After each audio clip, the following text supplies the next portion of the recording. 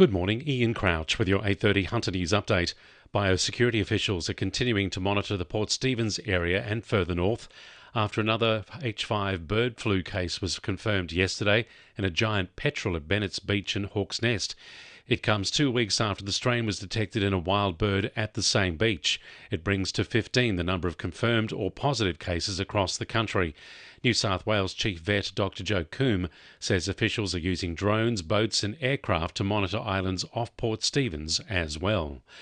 Residents are calling for work to begin as soon as possible on the upgrade of the Newcastle Link and Minmi Roads intersection. The busy thoroughfare hosts more than 55,000 motorists a week, with the state government looking to help ease congestion and increase safety for all road users. A community consultation report on the project has been released, showing nearly 90% approval, with work now to begin on the concept design and environmental assessment. Wallsend MP Sonia Hornery says while the responses were mostly positive, some residents have concerns about traffic noise and construction impacts. Transport for New South Wales needs to be publicly answering the questions, and I'd like them to do that, of course, for the comfort of the community. But with the overwhelming community support for the project, I think it's time for it to start moving ahead as quickly as possible, because that road is getting busier and busier and busier. The clean-up continues at Hexham, where a semi-trailer has lost its load of diesel fuel. Newcastle Fire Command says the semi jackknifed in the westbound lanes of the New England Highway at about 3 a.m, rupturing its fuel tanks. Around 300 litres of fuel was spilt on the road. Fire crews have now left the scene after pouring absorbent material on the spill. A street sweeper is being brought in for the final clean-up. Singleton Council is poised to voice their support for the Hunter Valley Operations Coal Continuation Project. Currently before the state's Independent Planning Commission, a proposal is looking to extend the mine's operations until 2045, said to support more than 1,500 direct jobs. Councillor Mel McLaughlin will put a motion calling for council support on the project at next week's meeting, arguing the employment benefits outweigh the potential environmental impacts. She says while she is still in support of a net zero future, Council should be focused on keeping the region's job market alive. I think the future is bright in terms of that, and I absolutely support both directions. But I think for now and for where we are, that this is the direction that we should consider going. Cessnock Council is encouraging local residents to voice their thoughts on the recent Sawyers Gully flood study to help protect the region moving forward.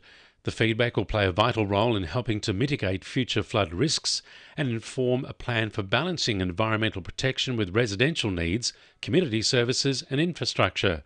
Mayor Dan Watton says it will assist the council, state government and local community to manage development in flood-prone areas as effectively as possible. Nothing tells a story more than what locals that have lived in the area for quite some time can actually tell.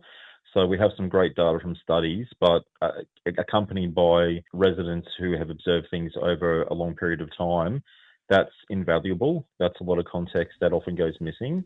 And new school bus services will begin in Chisholm next week to coincide with the start of Term 3.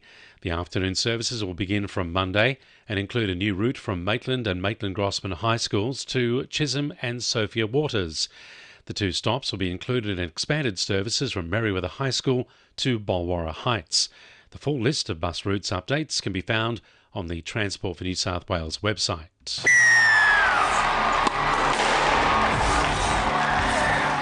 2NURFM Sport. The Knights will be sweating on the fitness of Greg Marziu as they prepare to take on the Sharks tonight in Sydney. The popular winger suffered a cork during last week's loss to Souths.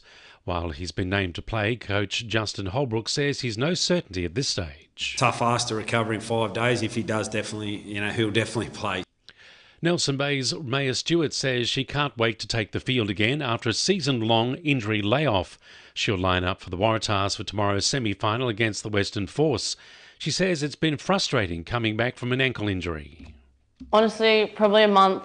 We were in and out of it's sort of behaving okay, but it's not, and having a few symptoms here and there. So it was actually really relieving to sort of go for the scan and see that there was a bit more going on, and then know that I could sort of start a process from there and, get on top of it. And it's a local derby in the NBL 1 East tomorrow when the Maitland Mustangs host the Newcastle Falcons at Mojo Home Centre. And the winning numbers in Powerball are 4, 5, 13, 14, 15, 22 and 28. And the Powerball is 13.